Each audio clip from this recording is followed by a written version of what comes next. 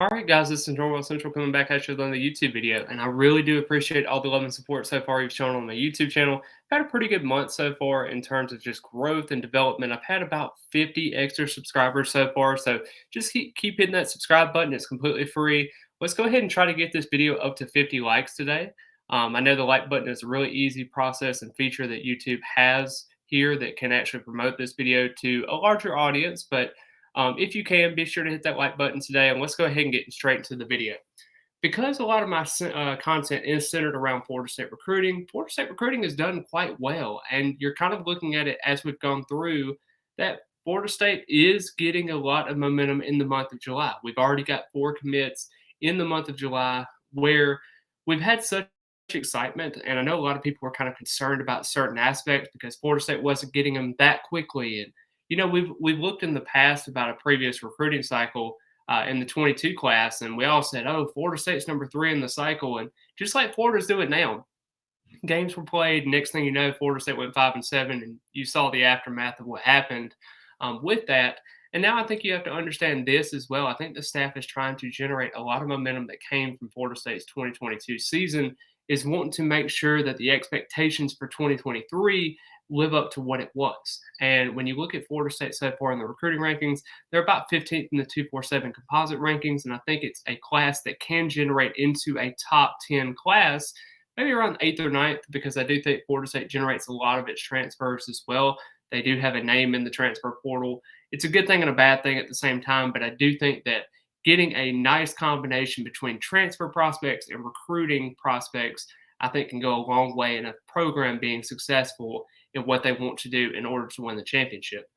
But one prospect that I want to discuss, and he actually announced this on Twitter earlier today, and this is Kevin Levy.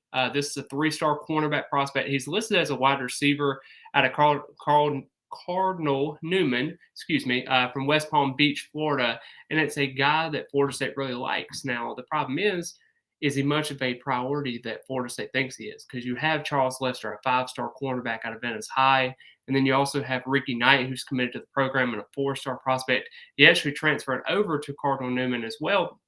That's something to kind of monitor there because he was at the Benjamin School, and him and Levy are actually first cousins. So the family connection is there, but can that generate enough excitement for Florida State to go forward there? Because you also got Jalua Solomon, who is a 4-star cornerback prospect as well, that he is a pretty good standing for the Noles right now at this point because after his exit interviews on June the 23rd, Solomon actually named Florida State his number 1 school, and a lot of excitement's kind of gone his way. Now, he visit Auburn, will visit South Carolina before he makes that decision? Who knows? But for right now, those are kind of the 3 prospects other than Levy that I think Florida State's in a really, really good spot for.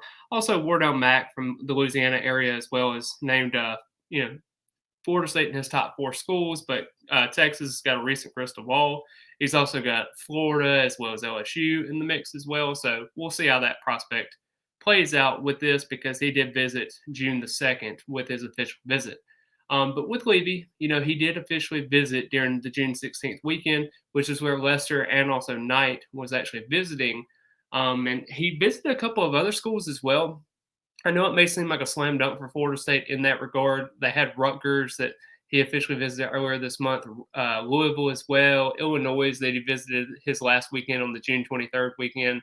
But this is a pretty good mix for Florida State because he's had 21 offers. Florida was kind of in the mix early on, but kind of lost that momentum. They went to another target at this point. And I think Levy's a very, very fast cornerback. I think he has promise. And I think he's kind of underutilized and underrated in terms of a prospect. Kind of think about Kevin Knowles in this situation. He's 6 foot, 170 pounds, can play in the nickel spot as well. Play a little bit of outside, but mostly you'll see him at nickel.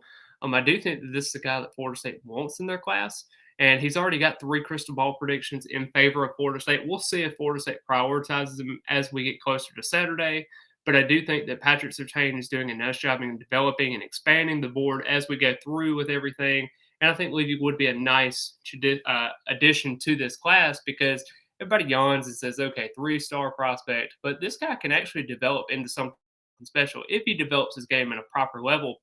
Problem is, he's really, really fast, but can he develop that skill set into something special? He played both wide receiver and cornerback at Cardinal Newman. And I think this is a situation where Florida State can possibly get a better read on everything once they kind of figure out what Charles Lester is going to do later in the month.